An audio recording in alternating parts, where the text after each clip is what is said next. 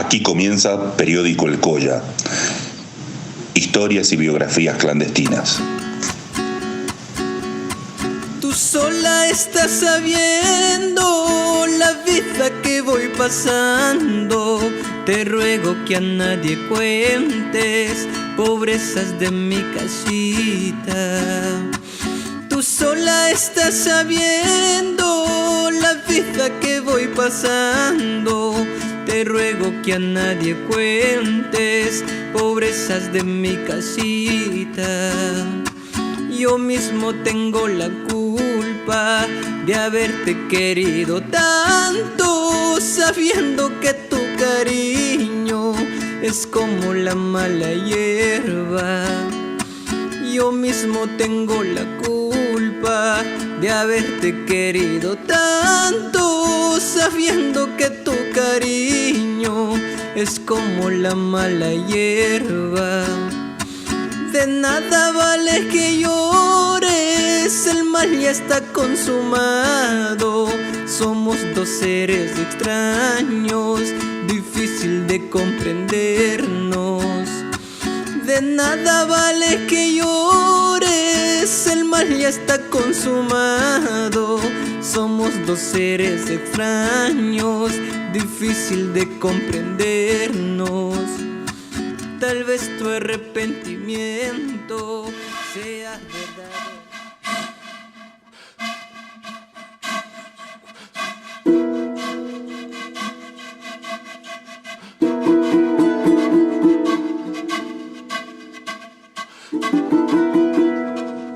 Periódico El Colla, la casa y la propiedad.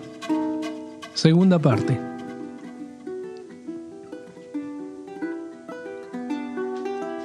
Aylin Pacarín, Aylin Punchau, Aylin Zucca, Aylin Chisi, Aymanaya Kazanki. Buenos días, buen día, buenas tardes, buenas noches. ¿Cómo están? ¿Cómo estás? Y estamos en la segunda parte, por si no escuchaste el capítulo anterior. Y en un debate que yo mismo me inventé para hablar de la casa y de la propiedad. Y desde las experiencias mías, o sea, propias y ajenas, intentaremos saber de qué consta una casa y con qué se relaciona. Y por qué hay un dicho inglés que dice: The home is a warm bed. El hogar es una cama caliente. Y ahí podemos anticipar que no solamente estamos hablando de papeles que certifican la propiedad privada e individual. En la ciudad siempre escuchamos que la casa es el resultado del esfuerzo, que uno trabaja, ahorra y algún día llega a tener su propio rancho.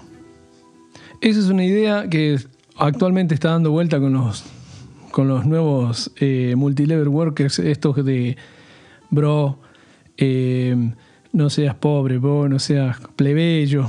Bueno, si alguien no lo conoce, hay un tipo Yados, entrenador, que bueno, habla de esta cuestión de la propiedad que uno puede ir generando, ¿no? Pero esta idea no es de estos pibes que salen en TikTok.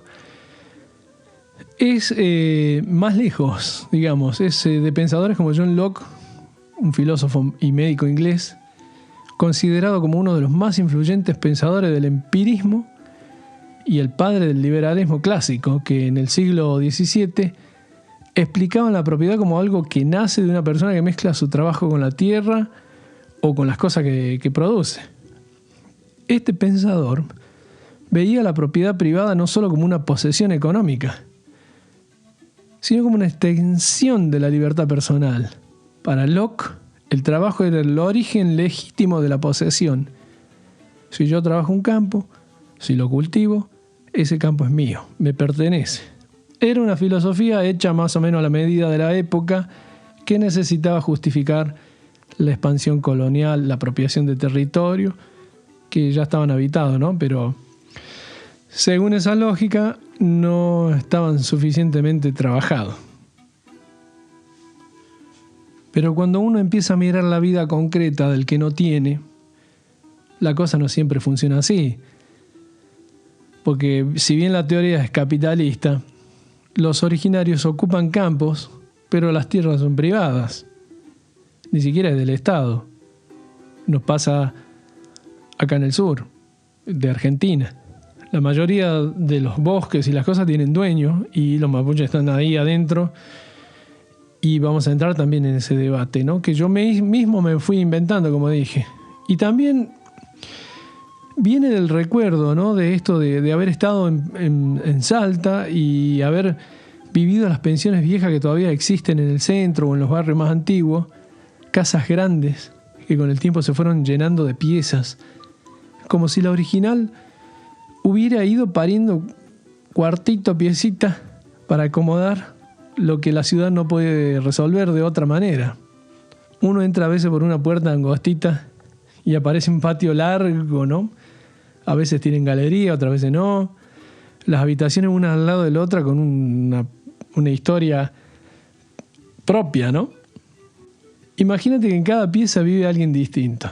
Un estudiante, una travesti ahí en transición, un chango que vino del interior a buscar laburo, una familia que todavía no pudo conseguir otra cosa, el baño compartido al fondo, la pileta para lavar también compartida, y incluso a veces está el jabón blanco ahí para lavar la ropa compartido, ¿no?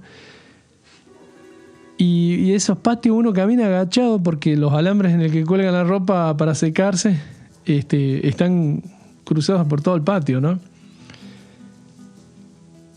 Y ese es el espacio compartido donde la vida comunitaria ocurre. No es solo un lugar que no se duerme. Es una forma de organización donde nadie está del todo solo. Las pensiones salteñas siguen existiendo con toda su precariedad, pero aún siguen guardando una comunidad involuntaria, ¿no? Pero principalmente para esto, para darse cuenta de que la casa no es siempre una historia prolija del esfuerzo que cuentan los libros. Porque hay gente que trabaja toda la vida y sin embargo sigue viviendo en una pieza alquilada. Y no porque quiera, porque es lo que hay. Y entonces la teoría de John Locke, tan ordenada sobre el papel, choca contra esto que es una realidad que no entran balas, la de quienes mezclan el trabajo con la tierra durante toda su vida, sin que eso les genere jamás ninguna propiedad, ¿no? El poeta Raúl González Tuñón, que conoció bien las pensiones y los cuartos de alquiler de las ciudades argentinas, escribió: vivir de prestado en una pieza es saber que el mundo tiene dueño, pero en el patio, entre la ropa tendida, también florece lo que nadie compró. Periódico El Colla. Biografías clandestinas. Tierra cumple la misma función que nosotros. De polvo fuimos y en polvo nos convertiremos. Eso es lo bueno de construir de tierra. No contamina al medio ambiente, simplemente se vuelve a su estado natural. Hasta podría servir de abono. Ahora sí, amigos, soy una ingeniera. ¿Cómo se hace eso? ¿Cómo se elabora, mejor dicho, un adobe? La tierra que ven allá la trajimos acá y le quitamos las piedras y entonces lo preparamos para hacer lo que es el adobe. Como pueden ver aquí, ya los adobes ya están bien sequitos. Por cierto, a los adobes se les deje que seque. Se demoran como 4 días o 5 días en secar, no se demoran más. Así que los adobes ya están bien sequitos y ya se pueden utilizar para hacer la casita. Una vez que ya tengas los adobes listos, se empieza a armar la casita. Actualmente, amigos, a nivel cantonal, pues ha disminuido la construcción en adobe, ya que muchos nos hemos dejado influenciar por la moda de afuera, también por la misma sociedad, ya que muchos piensan que por construir una casa de bloque se sienten un poquito como que en más alto nivel, más nice, como que ajá, yo vivo en una casa de bloque y tú como que una casa de barro te sientes un poquito como que ay, soy pobre, pero no, amigos. Les voy a decir unos beneficios de construir o vivir en una casa de tierra.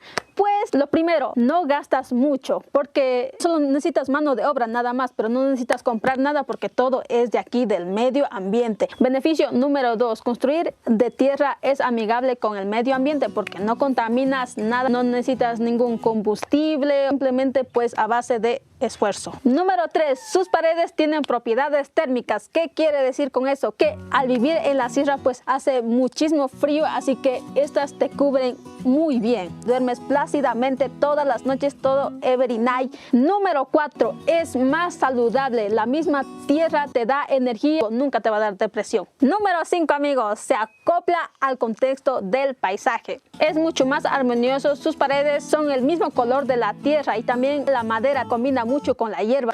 Bueno, y la teja también es de tierra, así que cuando tú ves así de la parte de arriba, todo se ve tan igual y nadie sobresale. Eso es algo chido. Como pueden ver allá, el color de la teja, el color de las paredes, todo es combinado con lo que es la tierra, el arado. Todo es tan armonioso, tan lindo. Y pues como pueden ver acá ya del bloque, ya no es de aquí de la tierra, sino ya es como que extranjero, algo del otro lado.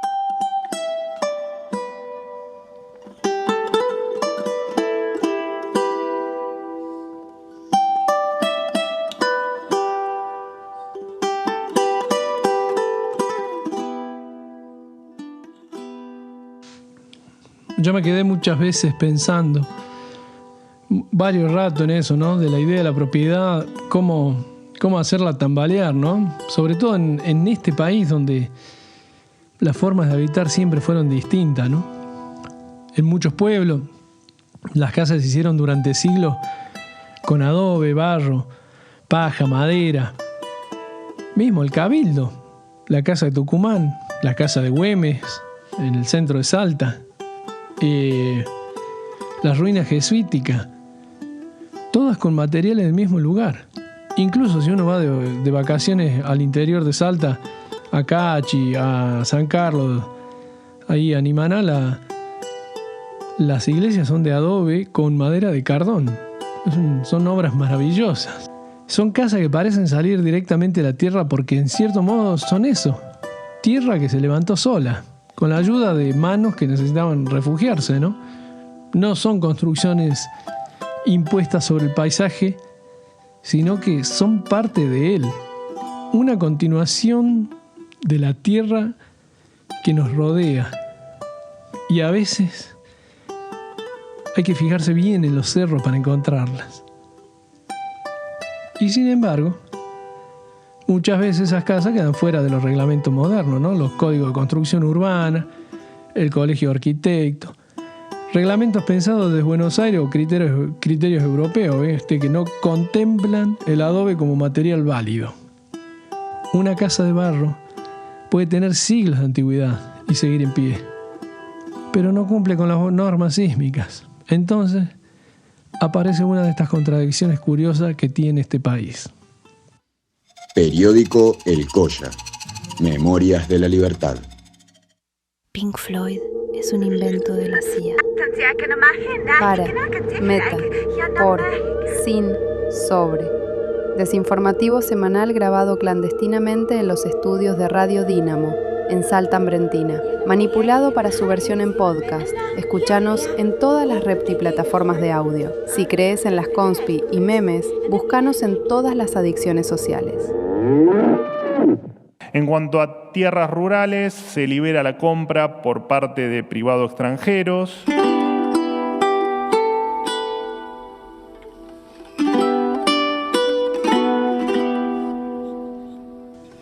En Catamarca existe un recorrido turístico muy conocido que se llama la Ruta del Adobe. La gente viaja para ver iglesias y casas construidas con ese material. Se sacan fotos, las guías explican la historia, lo que en la vida cotidiana a veces se considera precario, en el turismo se vuelve patrimonio. Y ahí tenemos que empezar a desconfiar, porque ahí uno empieza a sospechar que el problema no es el material, sino quien lo usa y con qué propósito. El pobrerío durmiendo con las vinchucas no es tan atractivo, pero el adobe en una guía turística es cultura, y el adobe en una vivienda sin escritura es pobreza, porque seguramente la tierra con la que hizo el adobe tiene algún dueño panzón. Y es lo mismo que me cuenta Apu Condorí, el humahuaqueño. Más intenso todavía, más al norte, en la quebrada de Humahuaca, declarada Patrimonio Histórico de la Humanidad por la UNESCO en el 2003. Esa declaración trajo un reconocimiento, sí, pero también trajo consecuencias que no estaban en el folleto. El precio de la tierra comenzó a subir. Las casas antiguas se convirtieron en hosterías. Y allí muchas familias que habitaban esos espacios desde generaciones tuvieron que irse porque ya no podían pagar lo que el turismo había encarecido. No quiero hablar de otras cosas que vinieron con el turismo, como la Coca-Cola, los chicles, que además de romper las tradiciones, rompieron los dientes los collas y tampoco trajeron hospitales. Pero ese es otro tema. Ya me van a tratar de mala onda, ¿no? A veces me llega un mensaje, es un mala onda, vos. Voy a profundizar, ¿no? Porque ahí van los turistas futuristas. Y ahí los ve uno caminar por la calle con las cámaras colgando el cuello.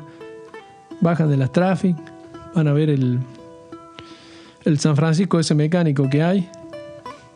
Y compran cosas en la feria. Pagan a los niños porque les reciten poemas graciosos de Fortunato Ramos. Y le dan una propina. Compran el gorrito andino que se llama chullu. El chullu, o chulo como le decimos nosotros, es la gorra con orejera que viene de siglos de sabiduría textil andina, diseñada para proteger del frío de la puna y cargada de símbolos que cada comunidad teje de manera distinta. De repente te aparece un europeo o un porteño caminando con Humahuaca con el chullu puesto, como accesorio en Disney World, el gorrito con las orejas. Todos andan para acá con las orejas de Mickey. Bueno, igual el turista no tiene obligación de saber que lo que lleva en la cabeza es un sistema de conocimiento que tardó años, siglos en construirse, ¿no? Pero bueno, no lo culpo por eso. Sino que a mí me vuelve esa sensación rara, ¿no? Como si la cultura del lugar hubiese transformado el paisaje para hacer una cosa de compra y venta, ¿no? Y hablando de Fortunato, él ya lo intuía cuando escribía sobre su quebrada. Vinieron a mirar lo que somos y se llevaron la imagen. Quedamos nosotros buscando dónde vivir dentro de nuestra propia postal. Mientras tanto, para mucha gente que vive ahí, el problema de la casa sigue siendo muy concreto o de barro. El precio de la tierra sube y sube, las casas antiguas se convierten en hostería, barcitos, almacenes. El pueblo cambia y la gente también. Nace la explotación del colla por el colla. Se vuelven ladinos. La gente alquila hasta la cama de su hijo para que duerma un gringo. Y la pregunta por habitar se vuelve urgente. ¿Puede un lugar ser patrimonio de la humanidad y al mismo tiempo expulsar a quienes lo habitan? Ya volvemos. Periódico El Colla. Historia social del noroeste argentino. En el año 2014 salí sorteado en un programa nacional que llamaba Procrear y fui beneficiado. Entonces pude no solo comprar el terreno para mi casa, sino que también pude construirla. No alquilábamos, yo vivía con mis hijos, no alquilábamos, vivíamos en una piecita atrás de la casa de mi madre. Y bueno, a medida que los chicos crecían se volvía, por supuesto, más incómodo. Fue muy lindo tener la posibilidad de elegir el lugar, más o menos donde queríamos vivir. Poder elegir también la forma que tendría la casa, el lugar en el terreno que ocuparía, dónde estaba el patio. Pensar todo eso, la verdad que fue buenísimo y fue buenísimo llegar a vivir en ella y estamos hoy aquí con los chicos, tener nuestro lugar. No es lo mismo tener casa que no tenerla. Cuando uno accede a su vivienda y tiene esa seguridad ya cierta y definitiva, uno se para de otra forma. La comunidad Huichi, pueblo originario del norte argentino, sufre la dolorosa muerte de sus niños. Y tiene como 16 kilos y tiene 4 años. 16 kilos, tenía como 20 kilos el año pasado. No sé en qué momento se le baja el peso, será por hambre o por no tener leche. Desde enero han fallecido 8 niños desnutridos y 2 más por causas asociadas a la falta de agua y comida. Salta es la provincia con mayor población indígena y también la más pobre del país. Aquí la mayoría huiche habita desperdigada en zonas rurales y sobrevive con la venta de carbón y artesanías. Los más afortunados tienen energía eléctrica, ninguno agua potable. Son frecuentes los cuadros de diarreas, vómitos, herpes y parásitos. Mi mayor necesidad es el agua y el alimento para los chicos. La leche también nos hace falta. Todos los días tenemos que trajinar agua en un carro y hay veces sale sucia, hay veces sale limpia. Con arena sale el agua. Diezmados en el siglo pasado por el exterminio criollo, los indígenas en Argentina son apenas 2,38% de 45 millones de habitantes, distribuidos en 3 etnias según el censo de 2010. Ahora 50 familias resisten el avance de la ciudad de embarcación, erigida sobre tierras que los huichis reclaman como propias. La dentadura completa es un privilegio de los niños. El chagas un denominador común y el dengue una amenaza constante. Muchas mujeres solo hablan huichi y se resisten a ir a hospitales donde no hay intérpretes. En el Centro de Salud de Misión Chaqueña falta de todo. No hay sábanas ni desinfectante y menos una ambulancia. Tras la serie de muertes infantiles, el gobierno salteño decretó la emergencia sociosanitaria. Es muy triste, como si fuera que nuestra zona está postergada. Como si fuera que estamos en un lugar contramano, como si fuera que estamos en otro país. Pero somos argentinos y un argentino originario, porque nosotros no somos extranjeros, somos originarios. Revista El Pájaro Cultural de Salta, editorial del noroeste argentino, con la resistencia a cargo de los artistas y los espíritus del norte profundo, solidarios y antifascistas. Espacio abierto a publicar poemas, cuentos, dibujos o descontentos. Manda tu material o suscríbete a nuestra edición mensual. Consulta por nuestros libros Salud y Libertad desde la Bohemia salteña. elpajaroeditorial@gmail.com.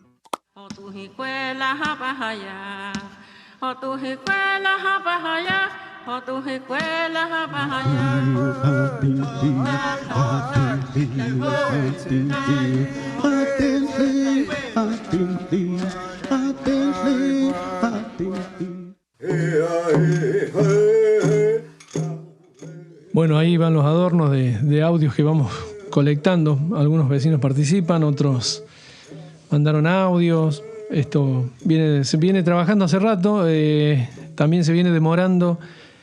Ahora estoy grabando con una suerte de pequeña asma, pero bueno, espero que no se note mucho. Y a lo que me refiero es que mucha gente se interesó por este tema de la casa, ¿no? Y la propiedad y todas las cosas que vienen. Pero bueno, los invito ahora a viajar a la selva. Y a la selva del Chaco salteño, por supuesto que yo siempre me estoy referenciando con lo que yo vivo en Salta. Por más que esté en Noruega, vivo en Salta. Mi alma, mi cuerpo está ahí. Y nos vamos a la selva, más al este, al Chaco salteño, donde la historia también es la misma que hablamos de las casas o de los ranchos. Y ahí viven comunidades como la más grande, el Huichi, las comunidades Huichi, unos pueblos originarios más numerosos del noroeste argentino. Más numerosos, pero también la hambruna los viene achicando, ¿no? Y la soja, cuya lengua tiene una relación con el territorio que no se parece a ninguna noción occidental, ni tampoco a otra etnia del noroeste argentino, ¿no? Durante generaciones su vida sigue también, ¿no? Hasta el día de hoy, ligada al monte, que es la que le daba los alimentos, los frutos, la algarroba, lo que van consiguiendo del bosque, ¿no? Madera para construir, medicinas, y todo había una armonía, ¿no? de equilibrio. También esta vida era el lugar donde los huichis se reconocían a sí mismos. En su lengua, la palabra Lomtes nombra al monte como el espacio de la vida que tiene sentido, donde los vínculos entre las personas, los espíritus, los animales y las plantas se sostienen mutuamente. El único desequilibrio que ellos notaban es que cuando la gente se enferma, le entra un espíritu, pero de una planta, del zorro. Y imagínate que cuando aparece la deforestación, en el Chaco salteño desaparecieron millones de hectáreas en pocas décadas, y principalmente por los ojeros. Y ganadería intensiva también hay. Y ahí la casa empieza a desaparecer de otra manera, ¿no? El Lomtes.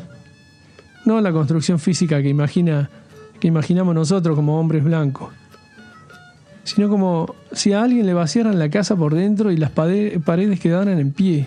Ya no hay nada que sostener.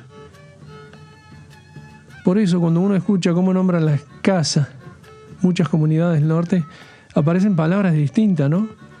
En la tradición andina se dice huasi, en la cultura mapuche se dice ruca, en la lengua huichí se dice lomtes, y no habla solo de una vivienda, ni algo delimitado, sino todo lo que lo rodea y la hace posible, donde la vida se sostiene, la familia, la comunidad, la tierra, el monte, el río, hasta el mundo que no conocemos de los espíritus.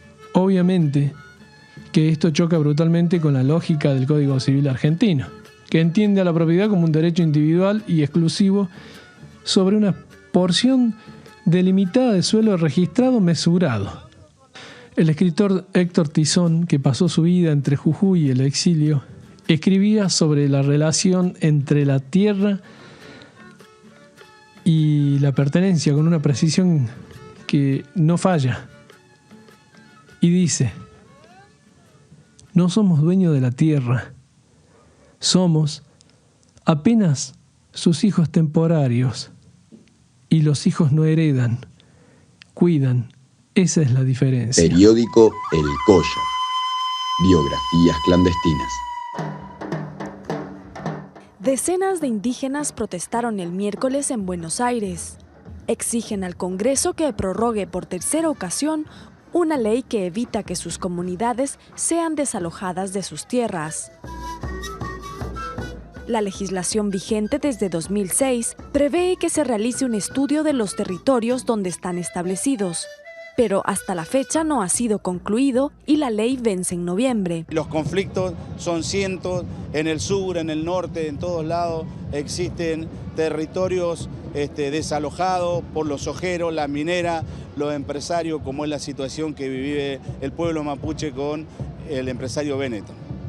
Los manifestantes critican, por ejemplo, que el empresario italiano Luciano Benetton posea unas 900.000 hectáreas en la Patagonia, donde comunidades mapuche reclaman tierras ancestrales. No puede haber esta injusticia de un empresario con 1 millón de hectáreas y un pueblo mapuche que no tiene dónde vivir. Nosotros somos los originarios, somos preexistentes al Estado, el Estado vino después, el Estado se conformó sobre los territorios de nuestro pueblo. La manifestación cerró 5 días de un campamento instalado frente al Congreso por representantes de 40 comunidades. Ahora esperan que se termine el estudio y se apruebe una ley de propiedad comunitaria.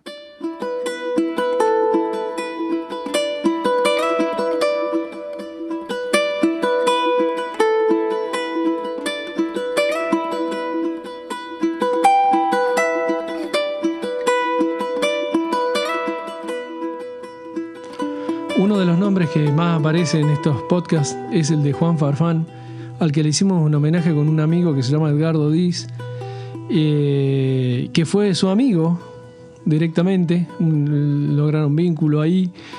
Y también él hizo un artículo para la página Ácratas de Salta.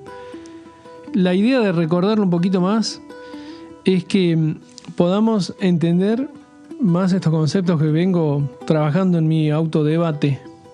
Te cuento que Juan nació en Salta en 1944, gasista de oficio, como mi papá.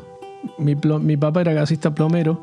Instalaba cañería de de gas, arreglaba casa, levantaba paredes, un culillo de manos que sabían hacer cosas. Juan construyó algo que no tiene planos y que podríamos llamar una forma de vivir y definir como casa. Él se cruzaba toda la ciudad de Salta en bicicleta por los barrios, con tarjetitas en el bolsillo de la camisa que él mismo confeccionaba de manera artesanal. Y le daba a cualquier persona que conversara en la calle, lo invitaba a la biblioteca vegetariana Victoria Vilés, que funcionaba en su propia casa del barrio ahí Tres Cerritos. Había alguna silla, una mesita, libros por todos lados y siempre algo para compartir, ¿no? Un té de palta, fruta, algo de pan. Nada más, porque tampoco hacía falta nada más. Farfán decía que la libertad no era posible sin salud. Atacado por Juan Agüerma, que decía que era un purista, esa convicción la ponía en la práctica todos los días. No fumaba, no tomaba alcohol, no coqueaba. Subía a pie el Cerro San Bernardo con su hijo.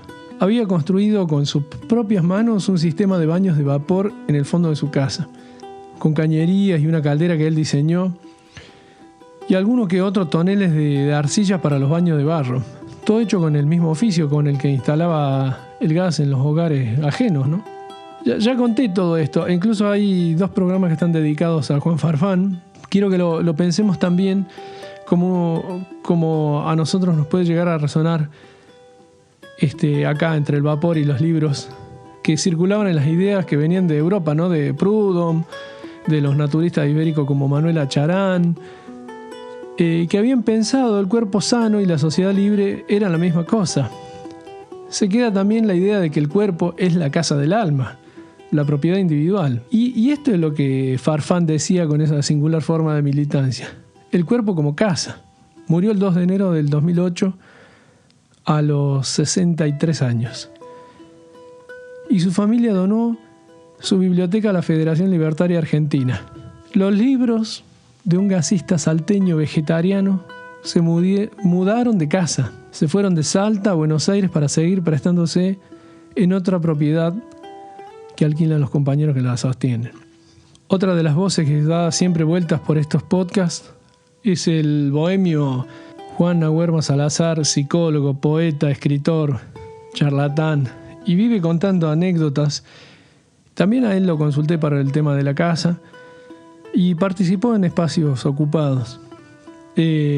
Como es propio de Juan, no permitió comentar detalles, pero sí conoce lugares que se tomaron y se construyeron espacios culturales para intercambiar y eso.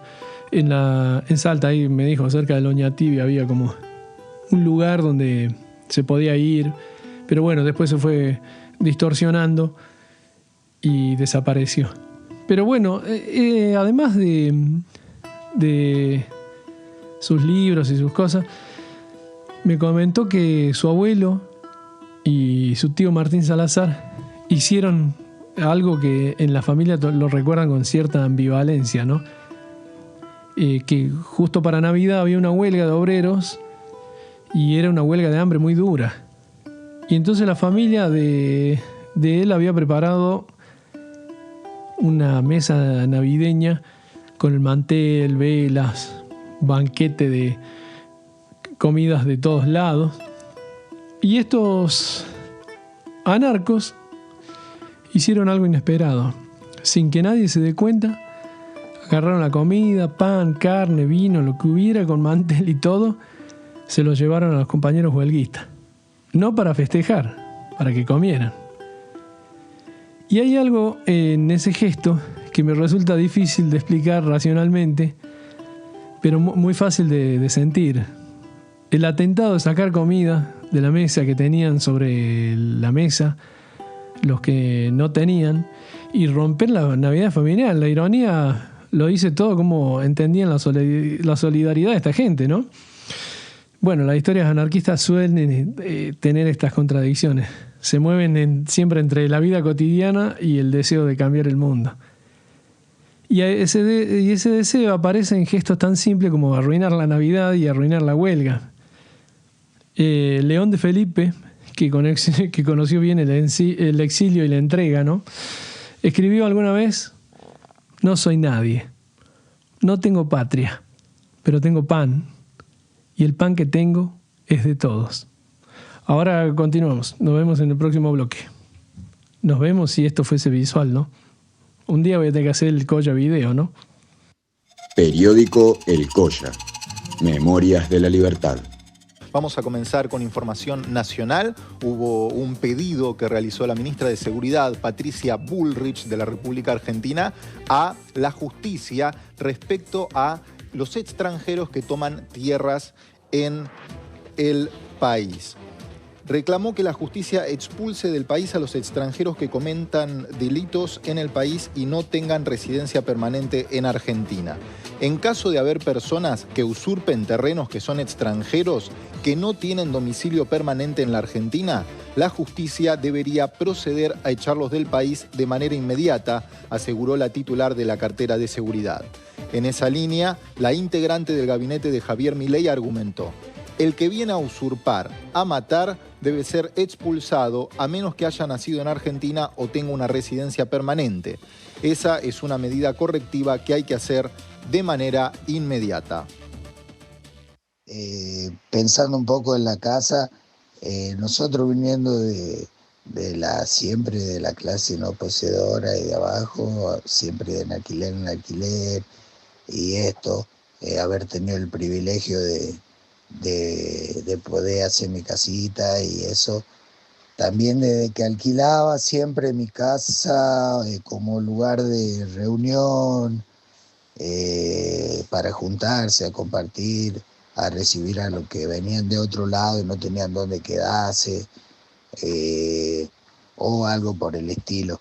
Y siempre así, ¿no? Para juntarse. Y después, cuando se me dio la posibilidad, bueno, también sigue siendo lo mismo. Sigue siendo lo mismo, nada más que, bueno, uno ya acondiciona el espacio de manera más,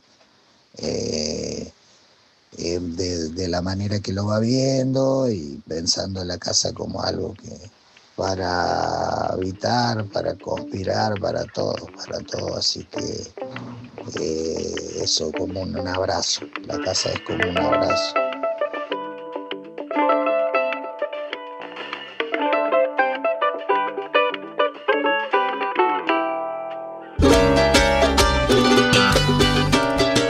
Siguiendo las huellas anarquistas más en la actualidad, hoy algunos espacios libertarios de Buenos Aires, capital, hay un ruido ahí que se filtra por el micrófono, tienen experiencia donde venden productos de pequeños productores o de cooperativas para sostener los espacios y al mismo tiempo poder hacer este intercambio de ofrecer alimentos más accesibles a jubilados o a gente que realmente lo necesita, que está pasando un mal momento.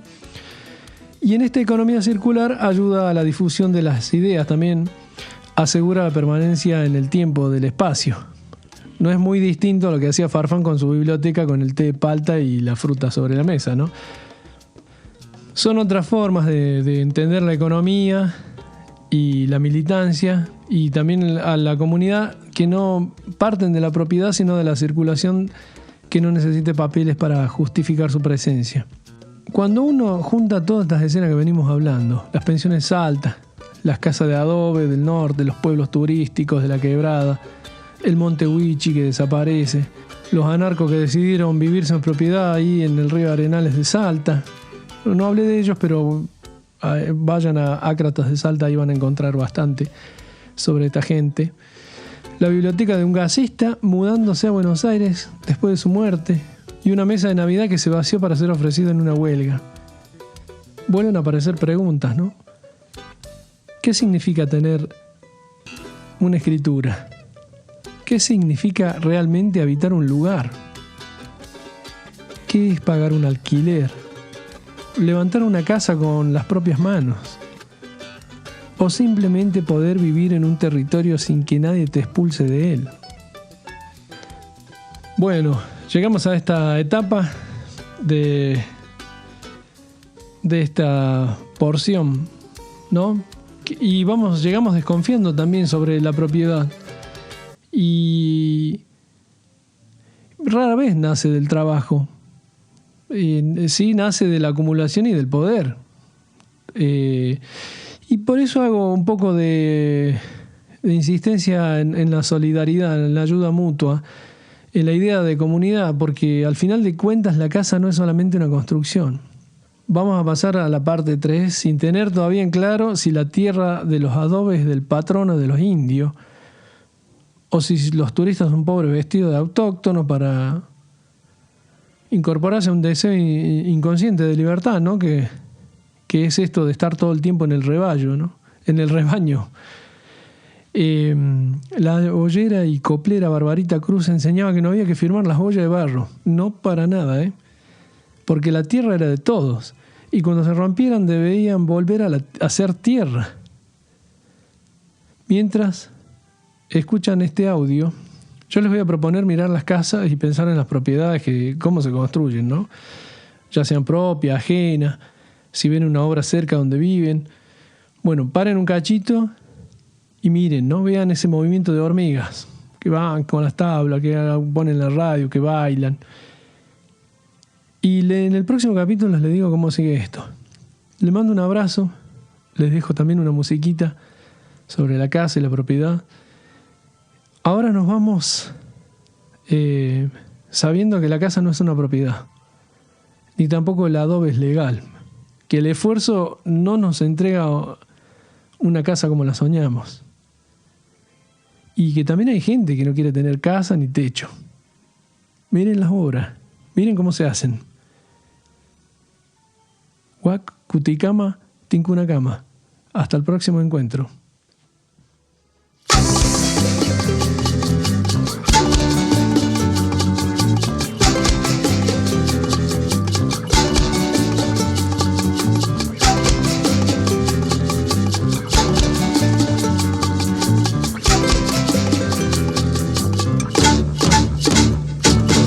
Piedra y barro, el rostro de mi padre es un mural. Para las manos, mi casa no se puede terminar. Aunque el día duerme y ciega la mañana, vio al papá ir corriendo bajo el frío a trabajar para levantar la casa de un extraño. Sueño de este hombre que es el sueño que mi padre aún no ha podido terminar. ¡Fuerza, obrero!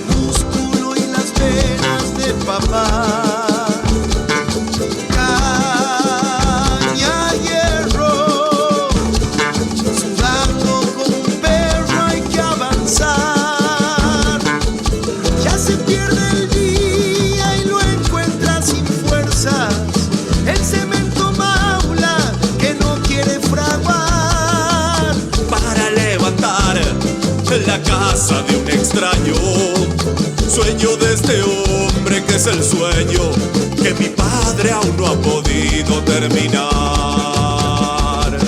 Sangre, sudor y lágrima, hermano. Piedras te sacan la mierda, vales, llenalos con mezcla adobe, el lomo te jode y sueño. Piedras te sacan la mierda, vales, llenalos con mezcla adobe, el lomo te jode y sueño. Aunque el día duerme y ciega la mañana, vio al papá ir corriendo bajo el frío a trabajar para levantar la casa de un extraño. Sueño de este hombre que es el sueño que mi padre aún no ha podido terminar.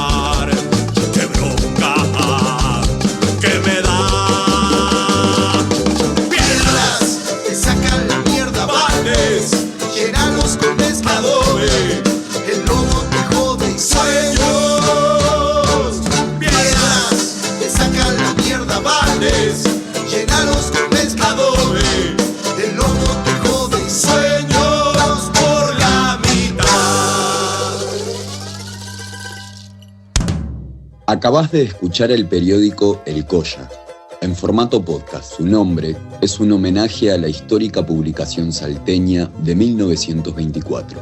Encontranos en Instagram, Spotify y Twitter. Para comunicarte con nosotros, déjanos un email en aimeaudiovisual@gmail.com. Hasta la próxima semana.